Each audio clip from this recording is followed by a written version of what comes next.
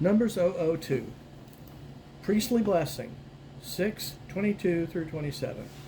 This is how Aaron and his sons are to bless the Israelites. Every time they moved the tabernacle, it had to be re-blessed and reconsecrated. This is how they did it.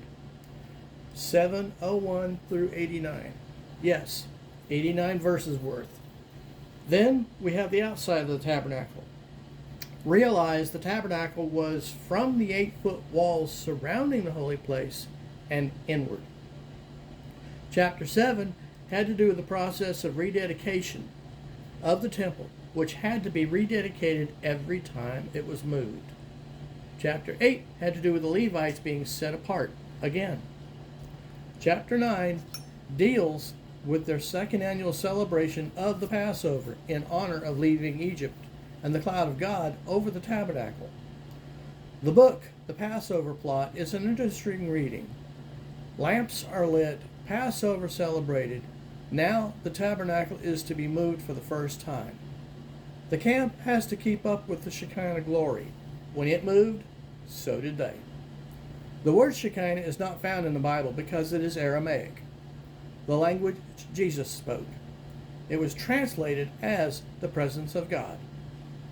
Chapter 10 was about the 2 silver trumpets and Israel setting out to leave Egypt, Sinai. Hobab, Moses' brother-in-law, knew the countryside well and where to camp each night. The trumpets are sounded to leave Mount Sinai. Here is where we have an issue. Music is so important to God, he says, we shall make 2 silver trumpets, 2 trumpets to represent a witness. They shall be 2 foot long each, used as a signal either by one or both. By one, the gathering of the people for any event. One blast for each group in the camp to move. When you go to war, you shall blow the trumpet as a declaration that God fights your battles. The tribes are now on their way out of the wilderness and off to Canaan. The reason this journey takes so long is because Israel doesn't know where they are going. Hobab, Moses' brother-in-law, didn't want to go. Hobab just wanted to go back home. Moses told him, you have to. You know where we're going to camp each night, and we don't. No, said Hobab, I am going back to my land and my people. 10:30. But you should know where we're going to camp next. 10:31. Here is a famous Bible song. The children started complaining, and God's anger flamed up again. 11:01. They were having the memories of the food they had while in bondage. Moses complains to God about how the people just won't shut up. 11:09 through 13. Moses thought they were going to kill him. 11:15. God then calls a board meeting. They were begging for meat big time, and God said, I will supply it until it comes out their ears. If there has ever been a question of someone getting the Holy Spirit, it is not issued on request, but instead given as God sees fit. Well, now comes a verse that is taken out of context every time you hear it. I have heard it time and again about speaking in tongues. Tongues as God gives you utterance, and how he will give you all the gifts of the Spirit just because you are baptized in the Holy Spirit, with the evidence of speaking in tongues, asking for the gifts, and feeling guilty about not being able to should not be an issue. If you read what is on your screen now, you will notice that God gave those elders the spirit of prophecy. They didn't ask for it. You will notice that Moses in the previous verses asked God for help in dealing with the people, and God told Moses God would give them their spirit of prophecy. You don't ask God for the Holy Spirit for the gifts of anything. Being baptized in the Holy Spirit gives the Holy Spirit a path in which he gives the gifts to you. It doesn't turn them on. The reason why it was called with the evidence is because the person at that time needed that gift at that time to be evidence that the gift was received. Paul, who had the gifts and needed them, even said, using it out of order, which a lot of people do, will cause for some serious confusion in the church. If God gives you the spirit of anything, it is for use right then, and it won't take rehearsing to be able to use it. The gift of speaking in tongues is given by God or the Holy Spirit as needed when needed. It will last as long as needed and will be turned off when finished. These verses are your proof. God then sends them quail by the wind, 11:32 through 34. And while the quail was in their mouths, God struck them with a plague that killed them for complaining about lack of food.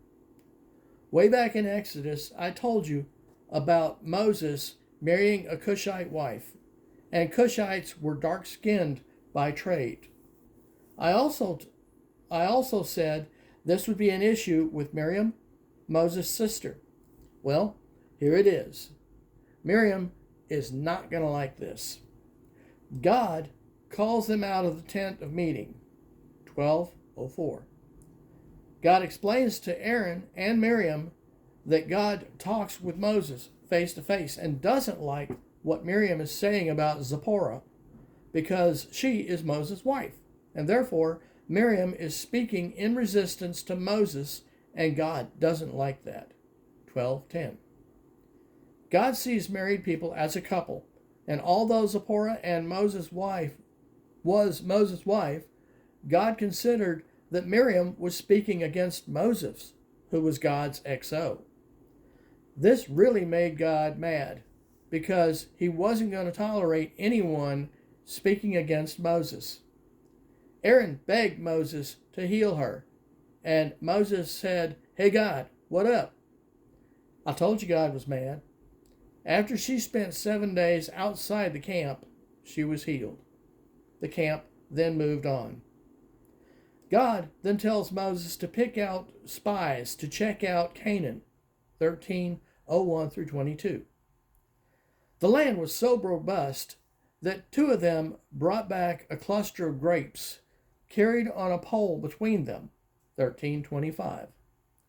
One of their complaints was the Nephilim, who were giants in the land. They were descendants of Anak, who also had Anakim. These people just didn't have a clue. God was taking care of their wars for them. God would drive out the Nephilim. For those who had been following me, you will note the Nephilim were profane angels on earth and were giants. That being said, God still had control and would chase them out using hornets. The first part of chapter 14 has the people complaining again. Aaron and Moses were quite dismayed, and Joshua and Caleb said, "Come on, guys, we can do this." 14:08. God again wants to wipe Israel off the map. 14:12. Come on, guys. If God be for you, who can be against you? Then there's an important statement that applies to today. 14:18. God decides to forgive those Israelites yet again. 14:20. Boy, if I were their leader. God represents to Joshua the same thing he said to Moses. 14:21 through 24. If you want to find out where the 40 years came from, check this out. Verses 31 through 33 tells the people they will not inherit the land, but their children will. The Israelite spies that were sent into the land and brought back a bad report when God knew better got their just rewards. 14:37. I made a statement one time that keeping the Bible in context is very important. Here is a verse that applies to everyone who feels the Lord is on their side. Make sure he is. Whatever you do it with the Lord, or else. 14:42. This is where God keeps his word with the children as far as the covenant goes. The covenant is that Israel is to take over the land of Canaan. The covenant, however, does not determine which ones, who is going to do it. Many of the people have died, and they are so stubborn that they believe they can take the land without God. God told them they wouldn't. If you go, I will not be with you. 14:42. You see, God told them no. And in essence, they said, who needs you? They lost the war big time. It is now time for Moses to tell the younger generation the rules and regs, because the older generation won't listen anymore, as is proved by their massive loss when trying to get into the land without God. The older generation is about to be passed on. We will go into chapter 15 and touch on it. And thank you.